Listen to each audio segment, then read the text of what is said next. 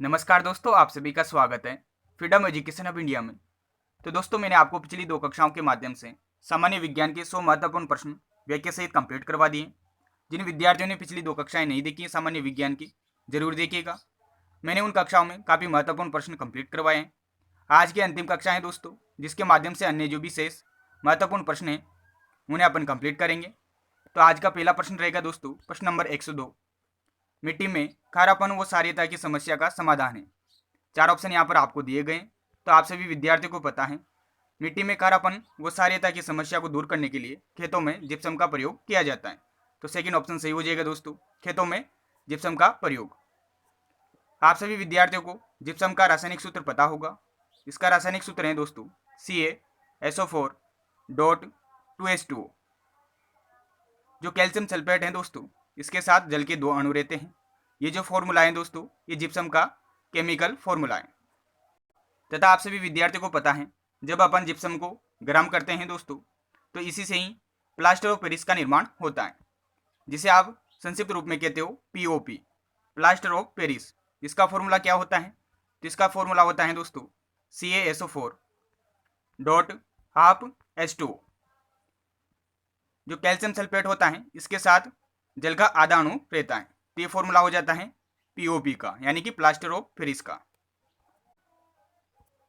अगला प्रश्न है प्रश्न नंबर 103। बबूल के वृक्ष किस प्रकार के वन में मिलते हैं? तो इसका सही उत्तर हो जाएगा दोस्तों विषुवतीय वनों में। तो सेकंड ऑप्शन सही हो जाएगा। विषुवत रेखा कौन सी रेखा होती है? तो आप सभी विद्यार्थियों को पता है, 0 डिग्री जो अक्षांश रेखा होती है उसे ही अपन विषुवतीय रेखा कहते हैं, अथवा इसे एक और नाम से जाना जाता है भूमध्य रेखा के नाम से। तो जो भूमध्य रेखा है यानी कि 0 डिग्री अक्षांश रेखा है, इसी के आसपास जितने भी वन मिलते हैं उनमें आपको बबूल के वृक्ष देखने को मिलेंगे। तो सेकंड ऑप्शन सही हो जाएगा यहाँ पर। अगला प्रश्न है प्रश्न नंबर 104। सूर्य ग्रहण होता है, तो सूर्य ग्रहण कब होता है, इसकी स्थिति के संबंध में आपसे प्रश्न पूछा गया है। तो आप सभी विद्यार्थियों को पता है, जब चंद्रमा पृथ्वी और सूर्य के बीच आ जाता है उस स्थिति में सूर्य ग्रहण बनता है। तो यहाँ पर फर्स्ट ऑप्शन सही हो जाएगा दोस्तों, चंद्रमा के पृथ्वी व सूर्य के बीच में आने से। अगला प्रश्न है प्रश्न नंबर 105। BCG का टीका किस रोग से रक्षा के लिए लगाते हैं? तो जो BCG का टीका लगता है दोस्तों, वो TB के उपचार हेतु लगता है। तो थर्ड ऑप्शन सही हो जाएगा, TB या तपेदिक। तथा इसे एक और नाम से जाना जाता है दोस्तों, इसे क्षय रोग भी कहा जाता है। तो क्षय रोग, तपेदिक रोग अथवा TB के उपचार हेतु BCG का टीका लगाया जाता है। जो TB बीमारी होती है दोस्तों, ये जीवाणु के कारण यानी कि बैक्टीरिया के कारण होती है। अगला प्रश्न है प्रश्न नंबर 106। लौंग निम्नलिखित में से क्या है? तो जो लौंग होती हैं ये फूल की कली होती हैं। तो थर्ड ऑप्शन सही हो जाएगा। अगला प्रश्न है प्रश्न नंबर 107। सुमिलित कीजिए। एक तरफ दे रखा है साधारण नाम, दूसरी तरफ दे रखा है रासायनिक नाम। तो इसे आपको सुमिलित करना है। तो पहला ऑप्शन है कास्टिक सोडा, जिसका रासायनिक सूत्र होता है NaOH। तो इसका रासायनिक नाम क्या हो जाएगा? सोडियम हाइड्रोक्साइड हो जाएगा। तो जो A सुमिलित होएगा वो फर्स्ट के साथ होएगा, सोडियम हाइड्रोक्साइड या हाइड्रोक्साइड। दूसरा ऑप्शन है वाशिंग सोडा। तो वाशिंग सोडा का जो रासायनिक सूत्र होता है वो होता है Na2CO3। वाशिंग सोडा को अपन धावन का सोडा भी कहते हैं। तो इसका जो केमिकल फॉर्मूला होता है वो होता है Na2CO3। तो यहाँ पर थोड़ा सा करेक्शन है, CO2 नहीं आएगा, CO3 आएगा। तो इसका रासायनिक नाम क्या हो जाएगा? Sodium carbonate. तो जो B सम्मिलित होएगा वो सेकंड के साथ होएगा। तीसरा ऑप्शन है बेकिंग सोडा। तो बेकिंग सोडा का जो रासायनिक नाम होता है वो होता है सोडियम हाइड्रोजन कार्बोनेट, जिसका रासायनिक सूत्र हो जाएगा NaHCO3। तो सोडियम हाइड्रोजन कार्बोनेट अपन बेकिंग सोडा को कहते हैं। तो जो C सम्मिलित होएगा वो थर्ड के साथ होएगा। अंतिम ऑप्शन है ब्लीचिंग पाउडर, जिसका रासायनिक सूत्र होता है CaOCl2, जिसे बोला जाता है कैल्शियम ऑक्सीक्लोराइड। तो किस प्रकार से सम्मिलित हो जाएंगे? तो A फर्स्ट के साथ, B सेकंड के साथ, C थर्ड के साथ, D फोर्थ के साथ। तो कौन सा ऑप्शन सही हो जाएगा? तो ऑप्शन नंबर सेकंड सही हो जाएगा। तो काफी महत्वपूर्ण प्रश्न है, ध्यान में रखिएगा। अगला प्रश्न है दोस्तों प्रश्न नंबर 108। सुमिलित कीजिए। एक तरफ दे रखा है उपकरण का नाम, दूसरी तरफ दे रखा है मापित राशि। तो यहाँ पर आपको सुमिलित करना है। कि कौन सा उपकरण किस राशि का मापन करता है। तो पहला है हाइग्रोमीटर। तो हाइग्रोमीटर क्या करता है दोस्तों, आपेक्षिक आर्द्रता को मापता है। तो ए जिसके साथ सम्मिलित होगा वो है थर्ड। दूसरा है हाइड्रोमीटर। तो हाइड्रोमीटर क्या करता है, आपेक्षिक घनत्व का मापन करता है। तो बी जिसके साथ सम्मिलित होगा वो है फर्स्ट। तीसरा है लेक्टोमीटर। तो लेक्टोमीटर क्या करता है, दूध का घनत्व मापता है। तो सी फोर्थ के साथ सम्मिलित हो जाएगा। अंतिम में रेडियोमीटर। तो ये क्या करता है, विकिरण का मापन करता है। तो डी जिसके साथ सम्मिलित होगा वो है सेकंड। तो यहाँ पर सेकंड ऑप्शन सही हो जाएगा दोस्तों।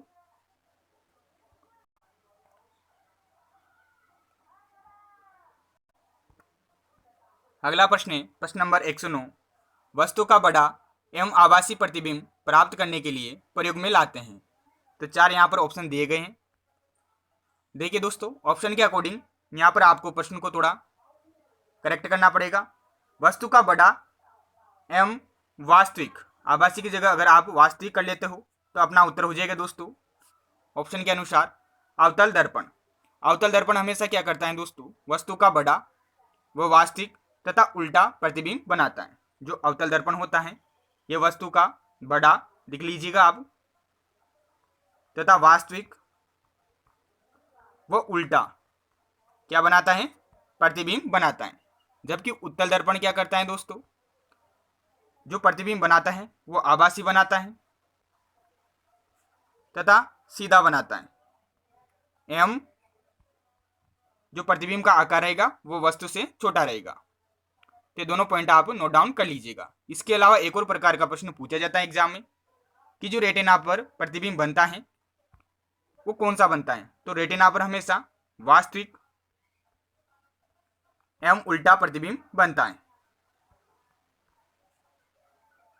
ये क्यों बनता है, तो ध्यान में रखिएगा, अपनी जो आंख होती हैं ये उत्तल लेंस के भांति व्यवहार करती हैं। अर्थात उत्तल लेंस हमेशा वास्तविक एवं उल्टा प्रतिबिंब बनाता है। जबकि अवतल लेंस की बात करते हैं तो अवतल लेंस हमेशा आभासी एवं सीधा प्रतिबिंब बनाता है। तो ये 4 जो पॉइंट है इन्हें आप अच्छे से नोट डाउन कर लीजिएगा और ध्यान में रखिएगा, कंफ्यूज नहीं होना है दोस्तों। तो वस्तु का बड़ा एवं वास्तविक प्रतिबिंब प्राप्त करने के लिए आप अवतल दर्पण का प्रयोग करोगे। अगला प्रश्न है प्रश्न नंबर 110। रेड रोट बीमारी किस फसल की है। तो ये जो बीमारी होती है ये गन्ना में होती है। तो फर्स्ट ऑप्शन सही हो जाएगा दोस्तों। ये जो बीमारी होती है ये कवक के कारण होती है। अगला प्रश्न है प्रश्न नंबर 111। पाचक रसों में निम्न में से कौन सा अम्ल पाया जाता है। तो पाचक रसों में जो मुख्य अम्ल है दोस्तों वह है हाइड्रोक्लोरिक अम्ल। तो फोर्थ ऑप्शन सही हो जाएगा। जो HCl अम्ल होता है यह अपने शरीर में भोजन का पाचन करता है तथा पाचक रसों में मुख्य अम्ल होता है। अगला प्रश्न है प्रश्न नंबर 112। निम्न में से कौन भौतिक परिवर्तन है। 4 यहाँ पर उदाहरण दिए गए हैं। पहला उदाहरण है रसोई गैस का जलना। तो ये भौतिक परिवर्तन है क्या, तो आप बोलोगे नहीं है। दूसरा है दूध का फट जाना। तो ये भी भौतिक परिवर्तन नहीं है, ये रासायनिक परिवर्तन है। तथा पहला भी रासायनिक परिवर्तन है। रासायनिक परिवर्तन ऐसे परिवर्तन होते हैं जो स्थायी होते हैं, जबकि भौतिक परिवर्तन ऐसे परिवर्तन होते हैं जो अस्थायी होते हैं, यानी कि पर्टिकुलर किसी विशेष स्थिति पर ही वो परिवर्तन होते हैं तथा उस स्थिति को अगर आप हटा लेते हो तो जो पदार्थ हैं वो अपनी मूल अवस्था में आ जाता है। तो यहाँ पर जो तीसरे नंबर का उदाहरण दे रखा है जल में चीनी का घुलना, तो ये एक भौतिक परिवर्तन का उदाहरण है। जैसे ही आप जल में चीनी को घोल देते हो तथा वापस से उस मिश्रण को गर्म करते हो तो जल वाष्प के द्वारा उड़ जाएगी तथा आपकी जो चीनी है वो शेष बच जाएगी, यानी कि दोनों को आप अलग अलग कर सकते हो बाद में भी। तथा जो थर्ड नंबर का उदाहरण है जल में चीनी का घुलना, ये एक भौतिक परिवर्तन का उदाहरण है। अंतिम है भोजन का पचना, तो ये भी एक रासायनिक परिवर्तन है। तो जो पहला, दूसरा और चौथा उदाहरण है ये एक रासायनिक परिवर्तन का उदाहरण है, जबकि जो तीसरा उदाहरण है जल में चीनी का घुलना ये भौतिक परिवर्तन का उदाहरण है। अगला प्रश्न है प्रश्न नंबर 113। मानव शरीर की सबसे छोटी हड्डी है। इसके ऑप्शन देखिए आप। पहला ऑप्शन है नाखून, दूसरा ऑप्शन है स्टेपिस, तीसरा ऑप्शन है जबड़े की हड्डी, चौथा ऑप्शन है नाक की हड्डी। तो कौन सी हड्डी सबसे छोटी हड्डी होती है अपने मानव शरीर की? तो आप बताओगे स्टेपिस। तो सेकंड ऑप्शन सही हो जाएगा। इस प्रश्न की आप व्याख्या देखिए दोस्तों। सबसे बड़ी हड्डी के बारे में आपसे प्रश्न पूछे तो आप बताओगे फीमर। ये अपनी जांग में होती हैं, तो फीमर हड्डी सबसे बड़ी हड्डी होती है। जबकि सबसे छोटी हड्डी स्टेपिस होती हैं, जो कि अपने कान में होती हैं। इसके अलावा दो अन्य प्रकार के प्रश्न और पूछे जाते हैं। सबसे बड़ी ग्रंथि के बारे में आपसे प्रश्न पूछे तो आप बताओगे यकृत, तथा सबसे बड़ी कोशिका के बारे में आपसे प्रश्न पूछे तो आप बताओगे न्यूरॉन। अगला प्रश्न है प्रश्न नंबर 114, वायुमंडल में किस गैस का प्रतिशत सर्वाधिक है? तो वायुमंडल में जो सर्वाधिक मात्रा में गैस पाई जाती है वह है दोस्तों नाइट्रोजन गैस। तो सेकंड ऑप्शन सही हो जाएगा। जबकि एक और प्रकार का प्रश्न पूछा जाता है कि पृथ्वी के धरातल पर यानी कि भूपटल पर कौन सी गैस सर्वाधिक मात्रा में पाई जाती है, तब आपका उत्तर चेंज हो जाएगा। फिर आपका उत्तर हो जाएगा ऑक्सीजन गैस। ठीक है। जबकि ब्रह्मांड में बात करें तो पूरे ब्रह्मांड में जो सर्वाधिक गैस पाई जाती है वह है दोस्तों हाइड्रोजन गैस। अगला प्रश्न है प्रश्न नंबर 115, कौन सी वायुमंडलीय परत सूर्य से आने वाली हानिकारक अल्ट्रावायलेट यानी कि पराबैंगनी किरणों से पृथ्वी की रक्षा करती है? तो वह है दोस्तों ओजोन परत। तो थर्ड ऑप्शन सही हो जाएगा। अब आपको कमेंट करके बताना है दोस्तों कि प्रतिवर्ष ओजोन दिवस कब मनाया जाता है, तो उसकी डेट आपको कमेंट करनी है। अगला प्रश्न है प्रश्न नंबर 116, निम्न में से कौन भूकंप मापी यंत्र है? चार ऑप्शन यहाँ पर दिए गए हैं। तो जो भूकंप मापी यंत्र हैं वह है दोस्तों सिस्मोग्राफ। तो थर्ड ऑप्शन सही हो जाएगा। अगला प्रश्न है प्रश्न नंबर 117, नाभिकीय रिएक्टर में भारी जल जिसका फॉर्मूला होता है D2O का प्रयोग किस रूप में किया जाता है? तो नाभिकीय रिएक्टर में भारी जल का प्रयोग मंदक के रूप में किया जाता है। तो फर्स्ट ऑप्शन सही हो जाएगा। अगला प्रश्न है प्रश्न नंबर 118, जंग लगने से लोहे का भार हो जाता है। तो चार ऑप्शन दिए गए। तो आप सभी विद्यार्थियों को पता है जब लोहे पर जंग लग जाता है तो उसका भार बढ़ जाता है। तो फोर्थ ऑप्शन सही हो जाएगा। एक और प्रकार का प्रश्न यहाँ पर पूछा जाता है। आपसे प्रश्न पूछा जाएगा दोस्तों कि जंग लगा लोहा का फॉर्मूला क्या होता है? तो जो जंग लगा लोहा होता है उसका फॉर्मूला होता है Fe2O3.3H2। जो आयरन ऑक्साइड होता है इसके साथ जल के 3 अणु होते हैं। मुख्यतः आपको जो ऑप्शन में दिया जाएगा वो दिया जाएगा Fe2O3, जिसे अपन कहते हैं आयरन ऑक्साइड। ये जंग लगा लोहा है। अगला प्रश्न है प्रश्न नंबर 119, ग्रीन हाउस प्रभाव किसके द्वारा होता है? तो जो ग्रीन हाउस इफेक्ट होता है वो किस गैस के कारण सर्वाधिक होता है? तो वो गैस है दोस्तों कार्बन डाइऑक्साइड गैस। तो फर्स्ट ऑप्शन सही हो जाएगा।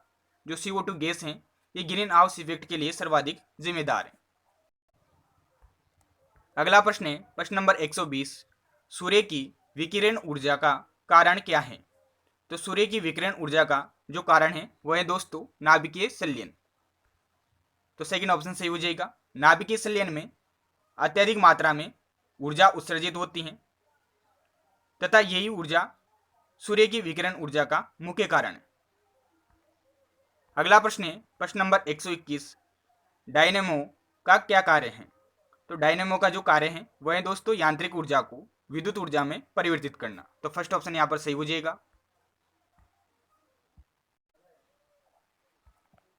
अगला प्रश्न है प्रश्न नंबर 122, आकाश नीला क्यों दिखाई देता है? तो आकाश का रंग नीला क्यों दिखाई देता है? इसका कारण है दोस्तों प्रकाश का प्रकीर्णन। तो थर्ड ऑप्शन सही हो जाएगा, प्रकीर्णन के कारण। अगला प्रश्न है दोस्तों प्रश्न नंबर 123, कौन सा ऐसा जीन है जिससे युक्त बीज की प्रजनन शक्ति समाप्त हो जाती है तथा उससे दोबारा फसल नहीं ली जा सकती? तो वह जीन है दोस्तों टर्मिनर जीन। तो थर्ड ऑप्शन सही हो जाएगा। अगला प्रश्न है प्रश्न नंबर 124, डायलिसिस का उपयोग किया जाता है। तो इसका थर्ड ऑप्शन सही हो जाएगा, गुर्दे के लिए। इस प्रश्न की आप व्याख्या देख सकते हो। डायलिसिस रक्त शोधन की एक कृत्रिम विधि है। यह प्रक्रिया तब अपनाई जाती है जब व्यक्ति के गुर्दे सही काम नहीं कर रहे हो। अगला प्रश्न है प्रश्न नंबर 125, गाय के थनों से दूध उतारने वाला हार्मोन है। तो वो हार्मोन है दोस्तों ऑक्सीटोसिन हार्मोन। तो काफी महत्वपूर्ण प्रश्न है, ध्यान में रखिएगा। तो ऑक्सीटोसिन हार्मोन जिसे दुग्ध हार्मोन भी कहते हैं। अगला प्रश्न है प्रश्न नंबर 126, वायु प्रदूषण का प्रमुख कारक है। तो वायु प्रदूषण का जो सबसे प्रमुख कारक है वह है दोस्तों सीसा, जिसे आप कहते हो लेड, जिसका फॉर्मूला होता है पीबी। ये वायु प्रदूषण के लिए सर्वाधिक जिम्मेदार है। अगला प्रश्न है प्रश्न नंबर 127, HIV से होने वाला रोग है। जो HIV वायरस है इसके कारण कौन सा रोग होता है? तो इसके कारण एड्स रोग होता है। तो फोर्थ ऑप्शन सही हो जाएगा एड्स। अगला प्रश्न है प्रश्न नंबर 128, एक्यूपंक्चर है। तो एक्यूपंक्चर क्या है? तो ये चीन में प्रचलित चिकित्सा पद्धति है। तो सेकंड ऑप्शन सही हो जाएगा। अगला प्रश्न है प्रश्न नंबर 129, वायुमंडल में ओजोन परत क्या करती है? इसके संबंध में प्रश्न पूछा गया है। तो फर्स्ट ऑप्शन सही हो जाएगा, पराबैंगनी विकिरण से रक्षा करती है। अगला प्रश्न है प्रश्न नंबर 130, पक्षी जो उड़ नहीं सकता। तो यहाँ पर 4 पक्षियों के नाम दिए गए हैं, इनमें से कौन सा पक्षी उड़ नहीं सकता? तो वह है दोस्तों शुतुरमुर्ग। तो सेकंड ऑप्शन सही हो जाएगा। अगला प्रश्न है प्रश्न नंबर 131, बासमती किस्म है। तो बासमती कौन सी फसल की किस्म है? तो ये चावल की किस्म है। तो सेकंड ऑप्शन सही हो जाएगा। अगला प्रश्न है पानी में नमक मिलाने से उसका, तो पानी में जैसे आप नमक मिलाते हो तो पानी का उबाल बिंदु बढ़ जाता है। तो फर्स्ट ऑप्शन सही हो जाएगा। अगला प्रश्न है प्रश्न नंबर 133, एनीमिया रोग का कारण है। तो एनीमिया रोग का जो मुख्य कारण है वह है दोस्तों लोह तत्व की कमी। तो थर्ड ऑप्शन सही हो जाएगा। लोह तत्व की कमी से एनीमिया रोग हो जाता है। अगर विटामिन के संबंध में आपसे प्रश्न पूछे कि कौन से विटामिन की कमी से एनीमिया रोग होता है, तो आप बताओगे विटामिन B12, जिसका रासायनिक नाम है साइनो कोबाल्ट एमीन। अगला प्रश्न है प्रश्न नंबर 134, पोलियो रोग का जनक है। तो पोलियो जो बीमारी होती है ये किसके कारण होती है? तो आप सभी विद्यार्थी को पता है वायरस के कारण होती है, यानी कि विषाणु के कारण होती है। यहाँ पर व्याख्या में जो भी विभिन्न प्रकार के रोग हैं उनके संबंध में जानकारी दे रखी है, तो एक बार आप पढ़ लीजिए सभी विद्यार्थी। विषाणु जनित रोग कौन कौन से हैं, यानी कि वायरस के कारण होने वाले रोग कौन कौन से हैं? तो उनमें नाम है दोस्तों पोलियो, पीलिया, रेबीज, कनफेड़ा, एड्स, कसरा, चेचक, डेंगू, ट्रेकोमा। ये सभी विषाणु जनित रोग हैं। जीवाणु जनित रोग, तो इनमें नाम आता है तपेदिक, जिसका प्रश्न अभी अपन ने कंप्लीट किया है, प्लेग, रोहिणी, कुष्ठ, टाइफाइड, हैजा, निमोनिया, कुकर कासी। ये सभी जीवाणु जनित रोग हैं, यानी कि बैक्टीरिया से होते हैं। प्रोटोजोआ जनित रोग कौन कौन से हैं? तो इनमें नाम आता है पेचिस, मलेरिया, पायरिया, कालाजार। ये सभी प्रोटोजोआ जनित रोग हैं। अंतिम है कवक जनित रोग। तो कवक से अधिकतर जो रोग होता है वो त्वचा संबंधित रोग होता है। तो इसके उदाहरण हैं दमा, दाद और काज। ये सभी जो बीमारियां होती हैं ये कवक से होती हैं। जो खुजली वगैरह होती हैं आपके, उसका रीजन कवक होता है। तो इस प्रकार से इस व्याख्या को आप जरूर ध्यान में रखिएगा, यहाँ से प्रश्न पूछा जाता है। अगला प्रश्न है प्रश्न नंबर 135, डायबिटीज में रोगी का बढ़ जाता है। तो डायबिटीज में क्या होता है? शुगर लेवल बढ़ जाता है। तो सेकंड ऑप्शन सही हो जाएगा।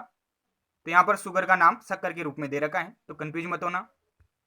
अगला प्रश्न है प्रश्न नंबर 136, शुद्ध सोना होता है। तो शुद्ध सोना 24 कैरेट का होता है। तो थर्ड ऑप्शन सही हो जाएगा। अगला प्रश्न है प्रश्न नंबर 137, पहाड़ों में सांस लेने में कठिनाई का कारण है। तो पहाड़ों में सांस लेने में दिक्कत क्यों आती है, इसका रीजन यहाँ पर पूछा गया है। तो इसका उत्तर हो जाएगा हवा का कम दबाव। पहाड़ों में क्या होता है दोस्तों, जो वायुमंडलीय दाब होता है वो कम होता है, इसलिए सांस लेने में दिक्कत आती है। तो फर्स्ट ऑप्शन सही हो जाएगा। अगला प्रश्न है प्रश्न नंबर 138, देश की कुल ऊर्जा खपत की कितनी प्रतिशत मात्रा ऊर्जा उद्योगों में खपत होती है? तो इसका उत्तर हो जाएगा लगभग 32%। तो ये जो डाटा है दोस्तों ये वर्तमान में चेंज हो गया होगा, तो इस प्रश्न को आप लीव कर दीजिएगा। अगला प्रश्न है प्रश्न नंबर 139, एड्स किससे संबंधित है? तो इसका उत्तर हो जाएगा बीमारी से। जो एड्स हैं ये एक बीमारी का नाम है। अगला प्रश्न है प्रश्न नंबर 140, जीवन रक्षक औषधि युक्त गैस मिलती है? तो 4 ऑप्शन यहाँ पर दिए गए हैं। पहला ऑप्शन है गोटारू, दूसरा ऑप्शन है हजारी, तीसरा ऑप्शन है मनिहारी टिब्बा, चौथा ऑप्शन है तीनों में नहीं। तो यहाँ पर फोर्थ ऑप्शन सही हो जाएगा, तीनों में नहीं। अगला प्रश्न है प्रश्न नंबर 141, संतुलित भोजन में कैलोरी की मात्रा होनी चाहिए? जो संतुलित भोजन होता है दोस्तों उसमें कैलोरी की मात्रा कितनी होनी चाहिए, इसके बारे में प्रश्न पूछा गया है। तो इसका सेकंड ऑप्शन सही हो जाएगा 3000 कैलोरी। इस प्रश्न की आप व्याख्या देखिए, एक सामान्य कार्य करने वाले औसत युवा मनुष्य को 3000 से 3500 कैलोरी ऊर्जा की आवश्यकता होती है। तो इतनी कैलोरी आपको ऊर्जा लेनी ही चाहिए प्रतिदिन। अगला प्रश्न है प्रश्न नंबर 142, प्राकृतिक गैस को द्रव में बदलने हेतु क्या किया जाता है? तो इसका उत्तर हो जाएगा दाब देना पड़ता है। तो अधिक दाब के माध्यम से आप प्राकृतिक गैस को द्रव फॉर्म में बदल सकते हो। इसका सबसे अच्छा उदाहरण है आपके घर पर जो गैस सिलेंडर होता है दोस्तों, उसमें जो गैस होती है वो लिक्विड फॉर्म में होती है, यानी कि द्रव अवस्था में होती है। लेकिन उस गैस को जब भरा जाता है तो अत्यधिक दाब के माध्यम से भरा जाता है, यानी कि उस सिलेंडर में जो दाब रहेगा वो अत्यधिक रहेगा। उस दाब के कारण जो गैस होती हैं वो लिक्विड अवस्था में आ जाती हैं।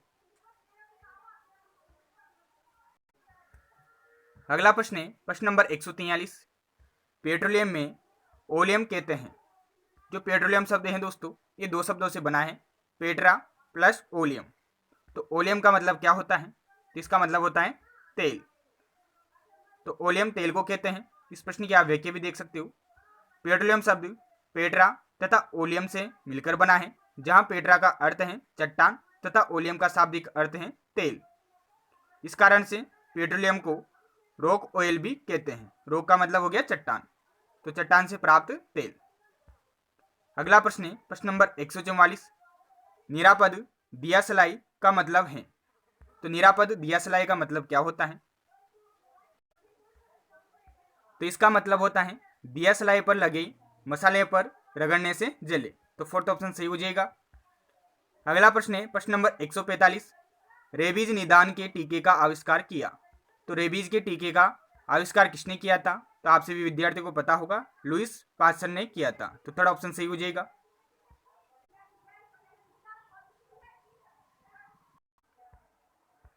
अगला प्रश्न है दोस्तों प्रश्न नंबर 146, विद्युत मीटर गणक उपयोगिता ऊर्जा बताता है? तो जो विद्युत मीटर गणक होता है ये किस में ऊर्जा को बताता है, ये यहाँ पर प्रश्न पूछा गया है। तो इसका उत्तर हो जाएगा यूनिट में।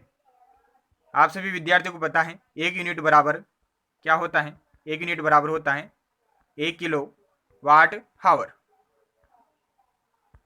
अगला प्रश्न है प्रश्न नंबर 147, ध्वनि का मात्रक है?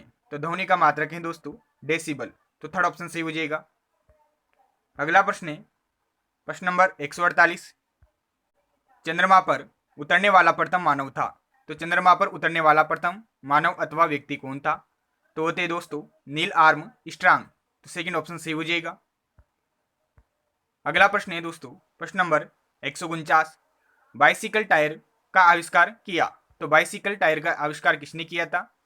तो ये किया था दोस्तों जेपी डनलप ने। तो फर्स्ट ऑप्शन सही हो जाएगा। अगला प्रश्न है प्रश्न नंबर 150, टेलीफोन का आविष्कार किया? तो टेलीफोन का आविष्कार किसने किया था? तो अलेक्जेंडर ग्राम बेल ने किया था। तो थर्ड ऑप्शन सही हो जाएगा। अगला प्रश्न है प्रश्न नंबर 151, पायरिया रोग मुख्यतः रोग हैं? तो जो पायरिया रोग होता है ये किससे संबंधित है? तो दांतों से संबंधित है। तो फर्स्ट ऑप्शन सही हो जाएगा। अगला प्रश्न है प्रश्न नंबर 152, इनमें उच्चतम विद्युत सुचालक हैं? 4 ऑप्शन यहाँ पर आपको दिए गए। पहला ऑप्शन है गीला कपड़ा, दूसरा ऑप्शन है बांस की लाठी, तीसरा ऑप्शन है रबड़ का दस्ताना, चौथा ऑप्शन है हॉकी स्टिक। तो यहाँ पर विद्युत का उच्चतम सुचालक कौन हो जाएगा? तो गीला कपड़ा हो जाएगा। तो फर्स्ट ऑप्शन सही हो जाएगा। अन्य जो सभी हैं वो विद्युत के कुचालक हैं। अगला प्रश्न है प्रश्न नंबर 153, भारत के मुख्य लड़ाकू टैंक का नाम है। तो भारत के मुख्य लड़ाकू टैंक का नाम है दोस्तों अर्जुन। तो सेकंड ऑप्शन सही हो जाएगा। अगला प्रश्न है ट्रेकोमा बीमारी का संबंध है। तो ट्रेकोमा बीमारी का संबंध है आंखों से। तो थर्ड ऑप्शन सही हो जाएगा।